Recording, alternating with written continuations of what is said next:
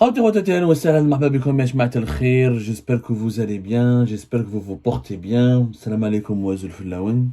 C'est un sujet compliqué, pas compliqué, c'est un sujet délicat. Ça fait plusieurs jours où je réfléchis à la manière avec laquelle je vais aborder, parce que nous avons les Algériens et les Algériens, malheureusement, ils sont plus portés vers la vengeance que vers la justice. On a un grand défaut.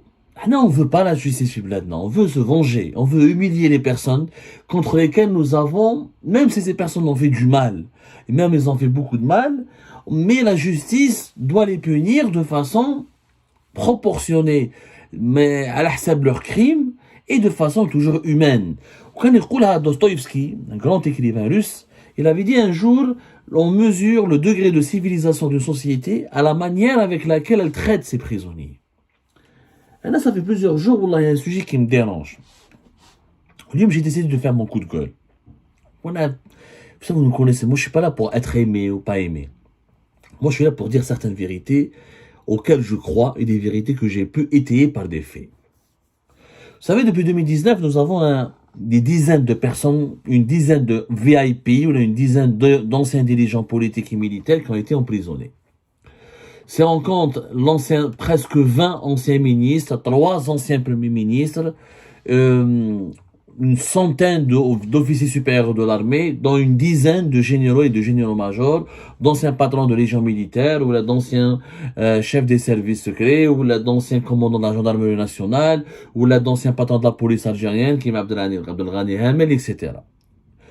Une dizaine, pour ne pas dire 10 dizaines, d'anciens responsables qui ont occupé des fonctions sensibles et importantes ont été incarcérés dans le cadre de la crise du démantèlement du régime de Bouteflika, la crise du Hirak de 2019.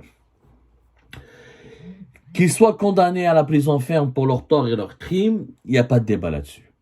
Il n'y a pas de débat et c'est compréhensible. Par contre, ce que nous avons remarqué, c'est que depuis 2020, 2021, et ça s'est accéléré à partir de 2022 et 2023, ces personnalités politiques, sont victimes ou subissent un acharnement qui n'est plus judiciaire, c'est un acharnement politique.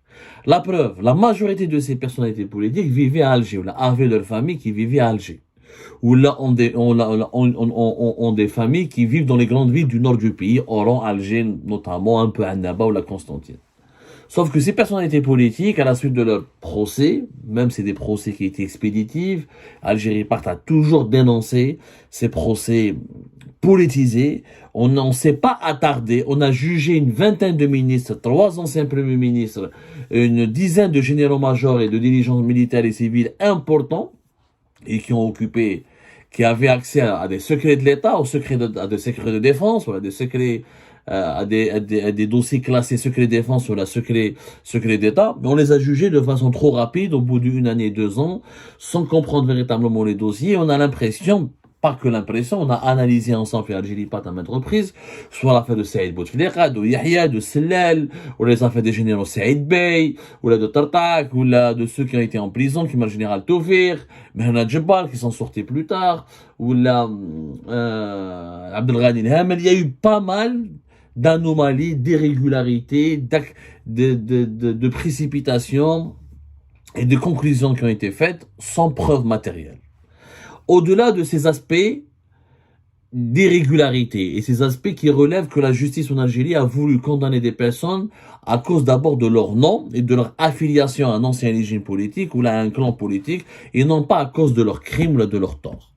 C'est que ces personnalités politiques ensuite ont été transférés à des centaines de kilomètres de leur lieu de résidence, du lieu de résidence de leur famille, et qu'aujourd'hui encore, leurs familles subissent des humiliations, elles subissent des contraintes, elles subissent des souffrances inouïes pour rendre visite à leurs proches. Et je trouve ça particulièrement inhumain et immoral. Saïd Bouteflika a été transféré depuis janvier 2023 vers la prison de Bayed. Il était quand même ancien frère du président défunt, Abdelaziz Bouteflika, qui est resté au pouvoir 20 ans. Il a été pratiquement pendant 2 décennies conseiller à la présidence de la République.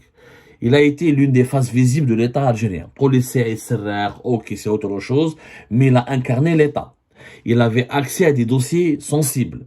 Il connaissait des informations extrêmement sensibles, extrêmement importantes. il a quand même accompagné son frère, chef de l'État. Il a jusqu'à la prison de l'Bayed, son frère, Abdelrahman, ancien secrétaire général du ministère de la formation professionnelle, et qui n'est condamné dans aucune affaire, parce qu'il n'a eu jamais il n'y a pas eu aucune affaire de corruption retenue contre lui. Il prend Mskin, sa femme, la femme de Saïd Bouteflika, sa femme d'Abdelrahman, lui chaque 15 jours jusqu'à l'Bayed. Il démarre la veille, la nuit, pour faire, 800 km pratiquement, 800 km à Alger ou l'Bayed, pour aller voir Saïd Bouteflika. Est-ce que c'était nécessaire d'humilier la famille Bouteflika à ce point? Voilà, il y a plus exactement, voilà, 600 km, pas 800 km, presque 600 km. 500 et quelques, presque 600. Pourquoi elle aurait infligé un tel traitement? Saïd Bouteflika ne peut pas accomplir sa peine dans une prison via Alger. Il y a que sa famille réside à Alger. On oblige, on fait souffrir sa famille. Sa femme n'a rien fait. Son frère n'a rien fait. Ses parents qui veulent lui rendre visite n'ont rien fait.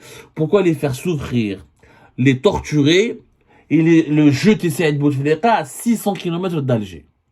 Il n'y a pas que Saïd Bouteflika. Ou Yahya fi Bachar, Sellal كان في المنيعة وبعد apparemment داوه الواد entre mais il est resté à المنيعة. علي حداد في واحد في باتنا, الواحد في خنجلة. Pourquoi éparpiller ces détenus, qu'on ne veuille ou non, ce sont des détenus VIP.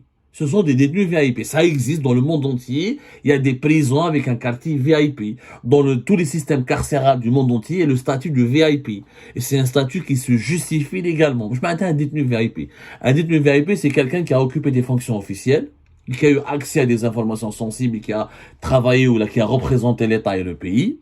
Ou ce sont des détenus qui sont impliqués dans des affaires très médiatisées, ultra médiatisés, et qui engagent des intérêts importants pour l'opinion publique, et qui sont maintenus dans des quartiers VIP. Pourquoi? Pour les protéger contre le racket, contre le mauvais traitement des autres prisonniers, pour leur donner un peu de considération, parce que ils ont dans leur vie ultérieure, ou là, avant d'être condamnés à la prison ferme, ils avaient servi l'État, ils avaient occupé des fonctions importantes, ils étaient des interlocuteurs des puissances étrangères, où là, ils ont incarner l'autorité de l'État à un moment donné où là, ils avaient des informations sensibles. Mais un ancien ministre, un ancien premier ministre, un ancien général-major avec n'importe quel détenu, il pourrait lui donner des informations confidentielles. Avec le détenu simple, lambda, il va ébruiter les secrets de l'État. C'est grave. C'est pour ça qu'il y a des quartiers VIP. Les quartiers VIP, ça ne veut pas dire qu'ils ont des conditions de détention meilleures. Non, ça veut dire qu'ils sont dans des quartiers, dans les prisons, plus sécurisés, bien traités, un peu mieux traités que les autres détenus, parce que ils ont eu un statut. La Ghaleb, c'est comme ça. On n'est pas ancien ministre. On peut pas comparer un ancien ministre avec un simple vendeur de shit ou de drogue ou de cocaïne. On peut pas comparer un ancien premier ministre avec un simple tueur ou un simple violeur d'enfants. C'est des crimes. Ils ont eu un statut, ils ont eu accès, ils ont eu des dossiers, ils ont des informations, ils ont du parcours, ils ont de l'expérience, ils ont emmagasiné des informations sensibles. C'est pour ça qu'on doit les mettre à part et qu'on doit bien les traiter. En plus, c'est des questions humanitaires. La majorité sont des personnes âgées. Celle-là, à 78 ans, la grippe 80 ans, Yahya Mred a été hospitalisé longtemps en 2022 l'hôpital militaire d'Oran. Bedoui reste aussi ils sont tous des personnalités âgées, des généraux. Saïd Bey âgé, Tartag il est âgé, beaucoup de généraux qui ont été emprisonnés sont très âgés. L'Hamel, quand même, il a incarné, il a été patron de la police algérienne pendant 10 ans. Ok, on l'a attrapé pour corruption, mais pourquoi l'humilier? Pourquoi le mettre dans une prison lointaine, etc. Alèche. Et sa famille en fait quoi? Sa famille, quand ils veulent aller voir leurs proches, pourquoi les humilier? Pourquoi les obliger à parcourir des centaines de kilomètres? Juste pour un droit de visite qui est hebdomadaire, une fois par 15 jours. C'est ce que je ne comprends pas. Je ne comprends pas cet acharnement. Je ne comprends pas. En fait, on ne veut pas rendre justice.